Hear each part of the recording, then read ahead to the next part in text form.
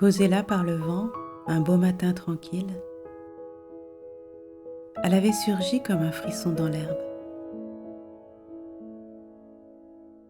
On l'appelait Ellie. On disait qu'elle était la chienne du nouveau voisin, mais elle semblait plutôt suivre ses propres chemins.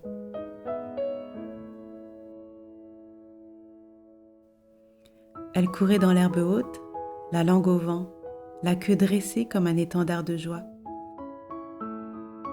Même seule, elle jouait avec le monde, comme si chaque rafale était un compagnon de jeu. Sa joie n'avait pas besoin de spectateurs. Elle était simple, radieuse, silencieuse. Quand elle bondissait dans la lumière, le monde respirait avec elle, et la terre elle-même semblait sourire.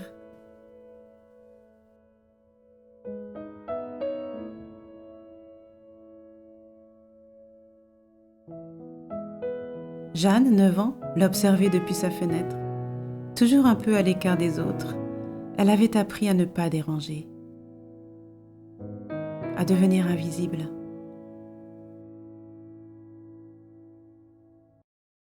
Mais un jour, la chienne s'approcha sans bruit.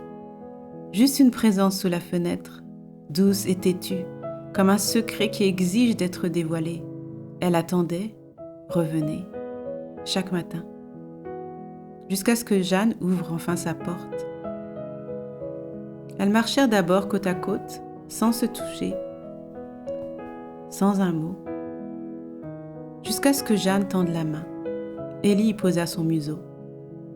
Ce fut le début d'une promesse sans mots, faite de gestes et de silence, une confiance tissée à petits pas.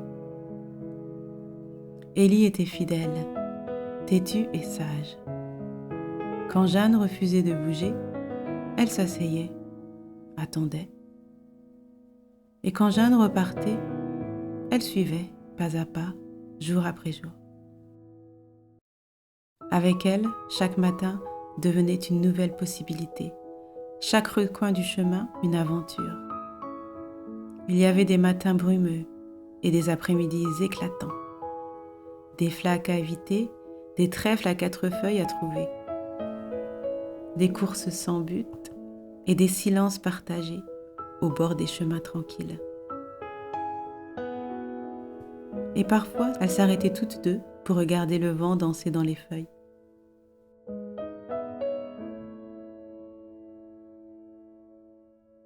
Un jour, d'autres enfants apparurent de nulle part, attirés par l'aura d'Ellie, comme des papillons appelés par la lumière.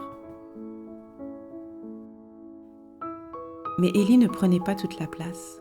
Elle s'effaçait juste assez pour que Jeanne trouve la sienne. Puis il y eut des jeux.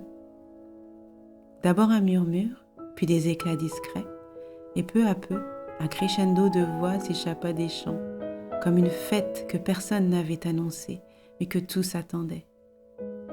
Des courses folles entre les arbres, des rires comme des gouttes de soleil, et Jeanne apprit qu'elle avait une place elle aussi. Dans une ronde d'enfants, dans des jeux inventés sur l'instant, dans le monde. Jeanne grandissait, des livres sous le bras, des rêves dans la tête.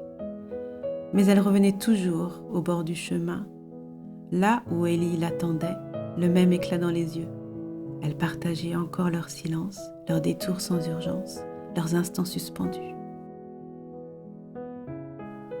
Et puis, un soir d'été, sous un ciel lavande, à l'ombre de son arbre préféré, Ellie s'est couchée doucement, sans bruit, sans plainte. Elle s'endormit là, calme, comme une page tournée dans un souffle. Mais Jeanne était restée, immobile, écoutant ce silence rempli d'elle. Et si Jeanne fermait les yeux, Ellie était toujours là, dans l'air, dans l'herbe qui frissonne, dans la lumière sur la peau, gardienne du vent pour l'éternité.